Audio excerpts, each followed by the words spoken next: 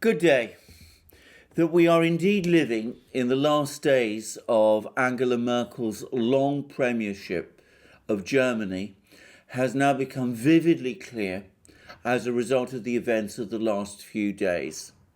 What we see is the spectacle of a leader whose authority is draining away and whose judgment is increasingly coming to be questioned, not just by the opposition to her outside her party, but even within her party itself.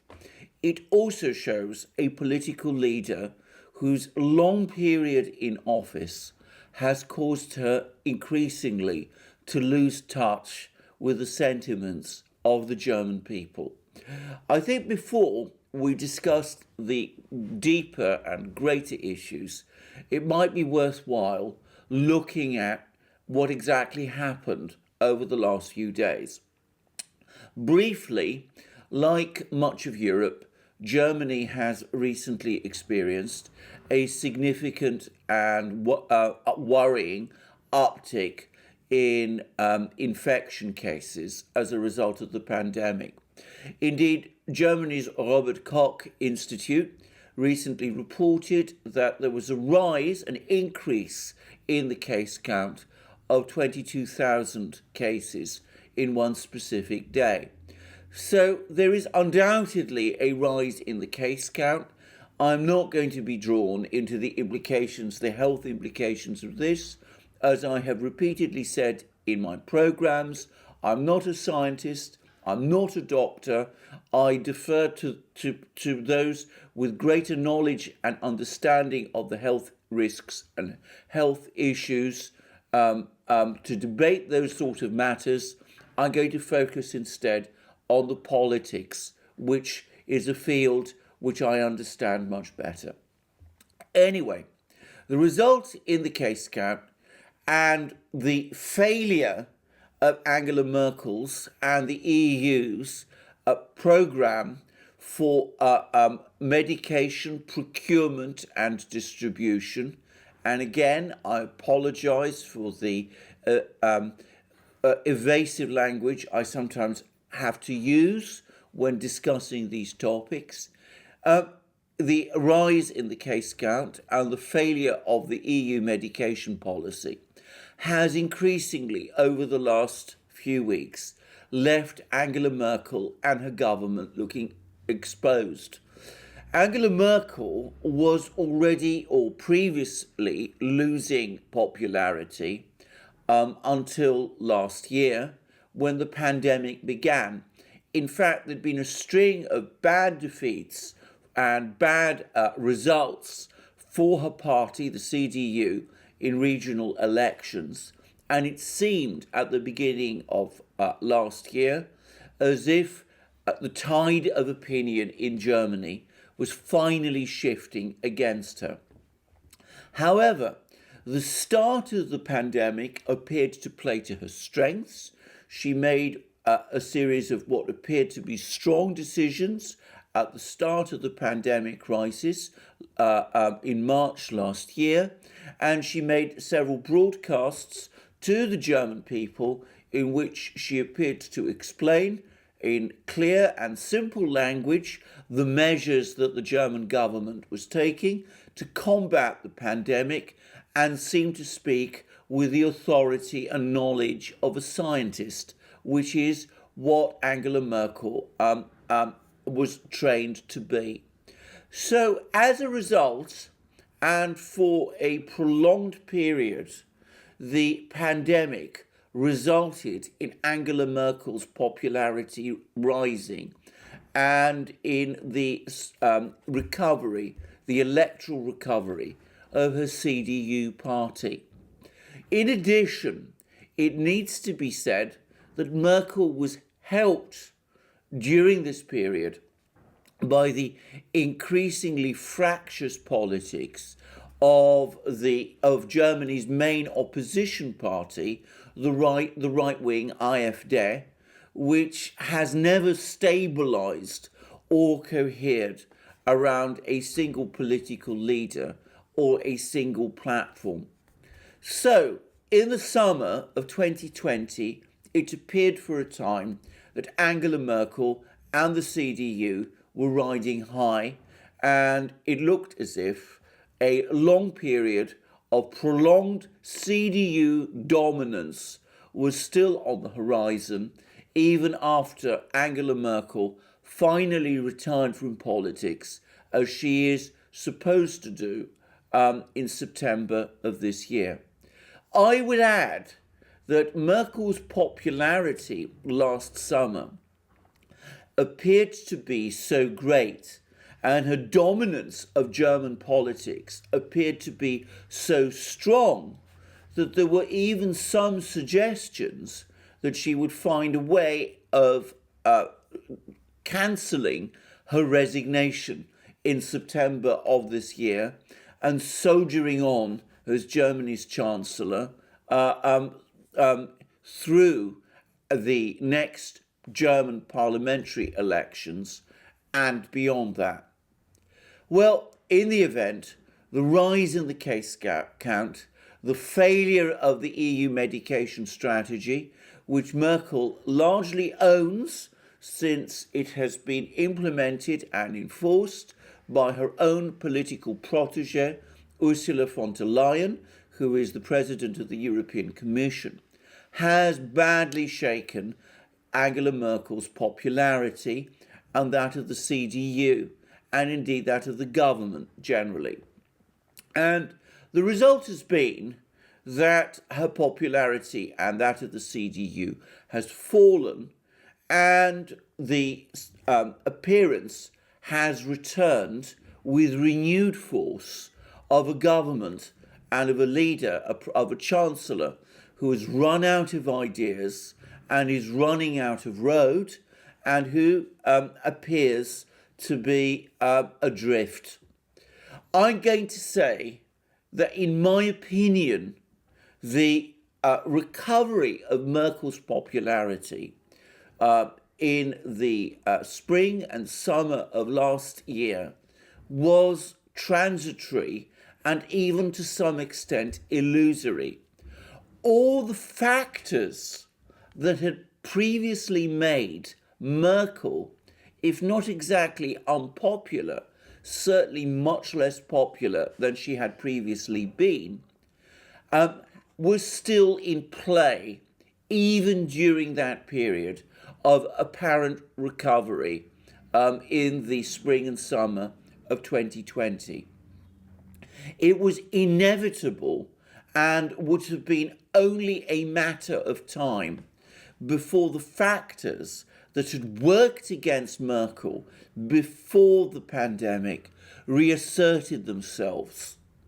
Having said that, I did not expect it to happen with such speed and force starting from the autumn of 2020, as it became clear that the pandemic response, which had been the reason for Merkel's rise in popularity in the spring and summer of 2020, was now, instead of being a political strength, a cause of political strength for Merkel, had instead become a cause of political weakness.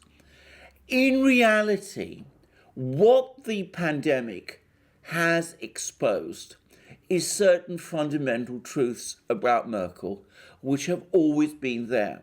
Firstly, and contrary to her reputation, she is not a skilled administrator and she is not a proficient manager. Certainly, unlike her predecessor, the SPD Chancellor Gerhard Schröder, whom she replaced, she is no crisis manager. What Merkel is an extremely skilled and talented politician with a special flair for backstairs intrigue and a prodigious ability in public relations. Her modus operandi as Chancellor has been to sit back, let things play out, say as little as she possibly can, and watch as opinion in Germany shifts behind one policy and another, at which point she classically comes out and backs that policy or that set of ideas which is either the most popular or which is backed by the most effective political leader around. She therefore comes to own the policy which is popular, thereby gaining the popularity that comes with that. She has also been extraordinarily skilled in removing all conceivable rivals, both within the CDU and outside it. She has successfully neutered the opposition parties, the traditional opposition parties in Germany, the SPD, the FDP, and the rest, by entering into coalitions with them and appropriating their policies. And she has shown a remarkable ability to govern Germany from the centre, shifting as the need arises, either to the left or to the right, following the currents and eddies of German popular opinion. However, Merkel herself has never really shown much talent for decision making or administration. And when she does actually attempt to take strong positions on subjects like Ukraine in 2014 or immigration as in 2015, usually the effect is politically damaging for her. In addition, her conception of management has always been to bring people together in one room, search out some sort of consensus amongst them, and try through that consensus, which she then tries to wield and manipulate, to impose her own ideas. Very rarely does she come out with a clear-cut policy which she then invites people either to support or oppose. A French Prime Minister, Pierre Mendès France, once said that to govern is to choose. In Merkel's case, it would be more correct to say that her principle has been to govern by not choosing whenever she's able to get away with not choosing and not doing anything. So we have seen as a result that whereas at the beginning of the pandemic crisis, Merkel was able to appear popular by essentially supporting lockdown policies and test and trace policies that ultimately originated within the German scientific community and German bureaucracy, but which she appeared to endorse and thereby own, she has failed to come up with a constructive or effective new set of policies, as those original policies have gradually lost their traction. When she was able to hide behind decisions made by others, things went well for her, as they did in the spring and summer of last year. But when, since the autumn, with the rise in the case count, it became necessary for her to step forward and to start making decisions herself, she has been found wanting. And that is what has led to the failure and indeed political disaster of the last few days. Now, Germany faces a rising case count. There has been much criticism in Germany about the complete failure of the medications programme. There's been some anguish about the fact that Britain, which left the European Union, appears to be doing much better on this front than Germany and the rest of the EU is, and Merkel herself has come in for much criticism. So, in face of all of this, Merkel decided to do what she normally tries to avoid doing, which is coming forward, proposing ideas herself, all done in an attempt to reassert her authority and to recapture some of the temporary magic she won last year. And she did this by bringing together the heads of the German states, the Länder, and having a tough negotiation with them, which lasted for some 12 hours. Out of that meeting came proposals for further lockdowns extending until 18th April and probably beyond that, and a particularly rigorous lockdown for an extended Easter holiday, which was to be prolonged for a further 5 days. In addition, Merkel also proposed that churches themselves remain closed to worshippers during Easter and that Easter services be conducted on a virtual basis. Now, it seems that there was some resistance to these ideas from the Länder, but it also seems that Merkel herself managed to was able to pressure the Länder against some of their better inclinations to go along with these ideas by basically threatening them that if they didn't agree, she would walk out of the negotiations and blame them for anything that for the consequences of a deepening case count, of a deepening pandemic crisis. So the Länder leaders appeared to go along with these proposals, and they were duly announced by Merkel over the next few hours, with the indications being that this would be the way that Germany would achieve a breakthrough in its pandemic response. Well, the result was that the result of this public announcement was a massive backlash across Germany. And anybody who is familiar with popular sentiment in Germany would not have been surprised. German business came back and was extremely critical, especially of the extended Easter holiday.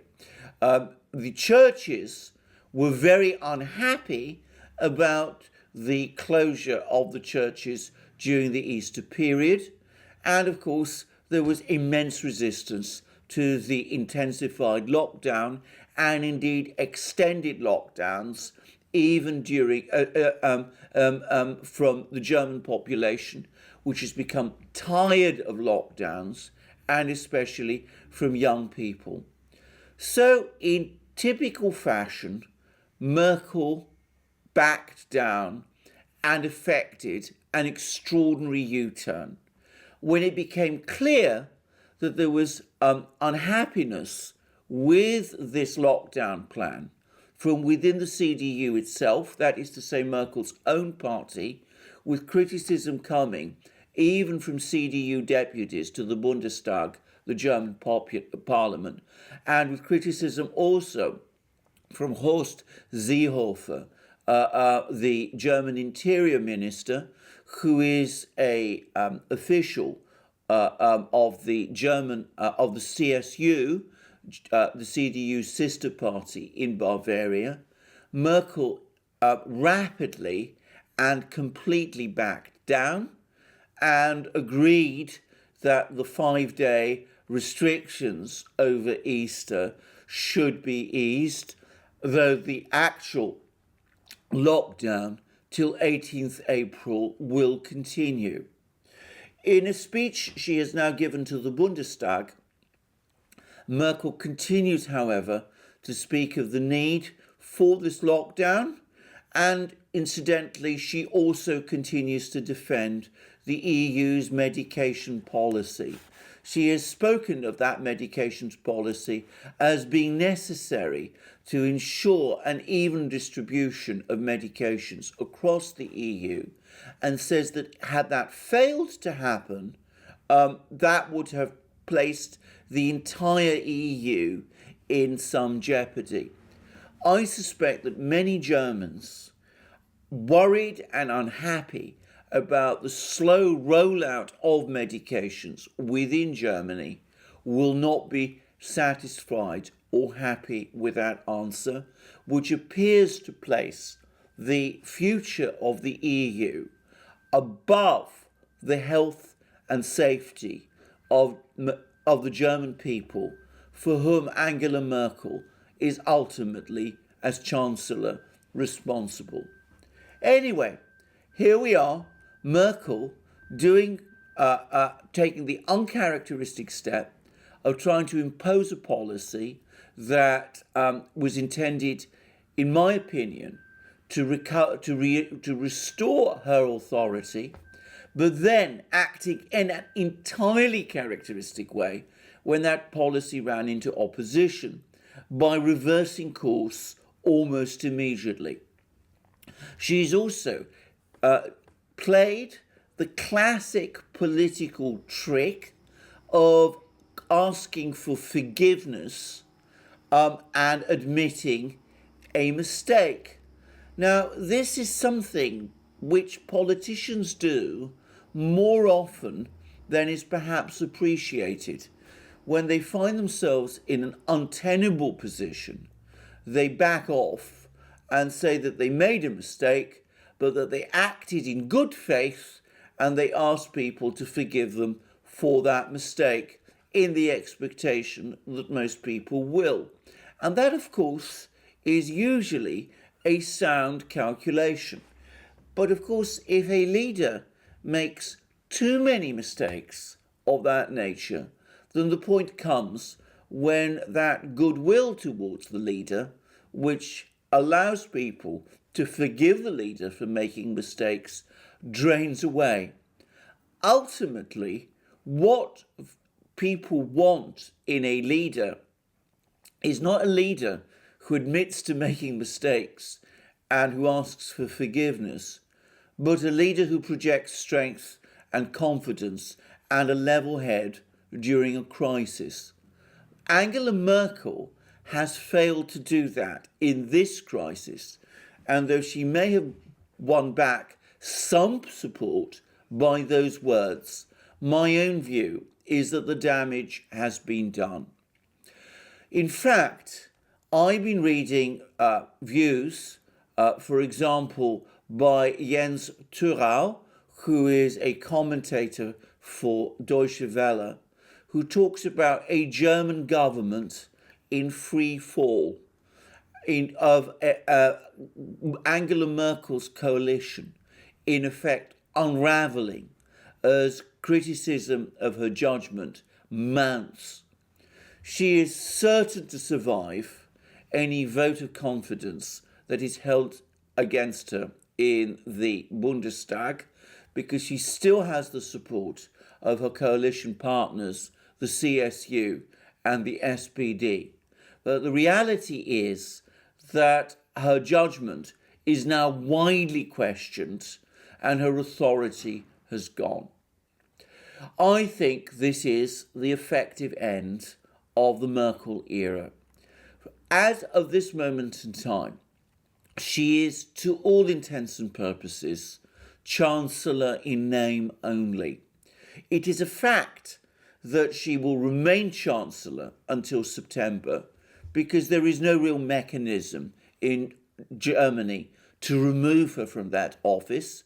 And moreover, and in addition, she herself shows no sign of being prepared to leave. But after a setback on this scale, Merkel is not going to try to make any important or bold decisions that will get her into even more political trouble. And in the absence of those decisions, Germany will drift for the next few months into a situation where there is administration in place of government. So, at a time of crisis in Germany, with a rising case count, with a pandemic situation that is deteriorating, with a German population that is becoming increasingly restive, with an economic recession looming, with a new US administration that is making all sorts of demands of Germany, and with a festering crisis in southern Europe, where economies are being hammered and debt problems look set to spiral, Germany, the most important and the most powerful country within the European Union, the country without which no decision can be made or made to stick, is essentially adrift. It has no chancellor, or rather it has a chancellor who is a chancellor in name only, who is almost certainly from now on unable to make important decisions, and certainly not controversial ones. And it is in addition got a government that consists of a coalition of parties, one of which, the SPD, is already trying to think of ways of leaving this coalition so that it can form either an effective opposition after the September election, or alternatively a new coalition with other parties like the FDP and the Greens. This, I have to say, is a dismal outlook both for Germany and for Europe. Logically, in this kind of situation, the advice to Germany from someone like me, or at least to the German political class from someone like me, would be to urge Merkel to go now, so that a new leader could be brought quickly into place who could take a grip on the situation and lead Germany at a time when strong leadership and a clear and level-headed approach are what are needed. Another unfortunate consequence of Merkelism, however, is that there is no such person on the scene who looks able or willing to step into Merkel's shoes during this period of transition.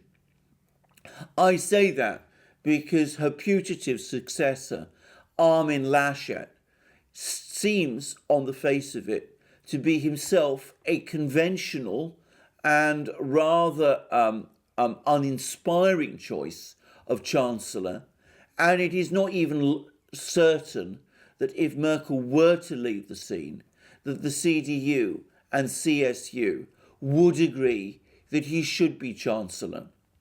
So we are now trapped in a situation in Germany of a country at drift, even as crises mount both inside and outside it. It is a terrible legacy of Merkel and of Merkelism, but an entirely predictable one. A politician who has consistently avoided making controversial and difficult decisions, and whose skills are in political manipulation and intrigue and public relations, as opposed to decision making and leadership and management and all those other conventional formulae that make up leadership, was bound eventually to create precisely the sort of crisis that Germany faces now. It is my deep hope, as somebody who has a real fondness for Germany and for the German people, that they will find their way through this crisis that they have had foisted upon them. Germany remains a country with extraordinary intellectual and human capital, and in the past it has produced political leaders of the stature of Konrad Adenauer, Willy Brandt, Helmut Schmidt, and Helmut Kohl. Possibly and hopefully these difficult times will find the person that Germany needs to guide it through the difficult period that lies ahead. I certainly hope so. But if so, it will not be thanks in any way to Angela Merkel, who ultimately owns the crisis that Germany is now facing. Thank you for joining me on this program. I look forward to you joining me in future programs, both on this channel and on our other channels, including our main channel, the Duran, where I do programs with my colleague and friend, Alex Christoforou. Please also check out Alex's channel and our new channel where we show our live interactions with our viewers on our live streams. Please also check us out on our other platforms, BitChute, Library, Rumble, and especially Odyssey, which we have found to be a wonderful platform. Please also support us to the extent that you can through PayPal, Patreon, and Subscribestar. And remember, we accept donations in Bitcoin and in other such currencies. You will find links to all of these things, our other channels, our other platforms, and the ways you can donate and support us under this video. Please also remember to check out our Discord server and our shop, where you will find all these wonderful things which we have, our amazing and famous magic mugs, the best mugs in the world. I speak as the world expert on the subject, drinking as I do multiple cups of tea and coffee during the day, and having done so for all my working life and well back into my teens. Please also check out our amazing t-shirts, which you'll find in our shop, 100% cotton, both long-sleeved and short-sleeved and suitable for all weathers. Our amazing sweatshirts, our hats, our hoodies, and our other great things, all of which you will find in our shop. And please join me for future programs on this channel. And thank you for joining me today. And check your subscription and have a wonderful day.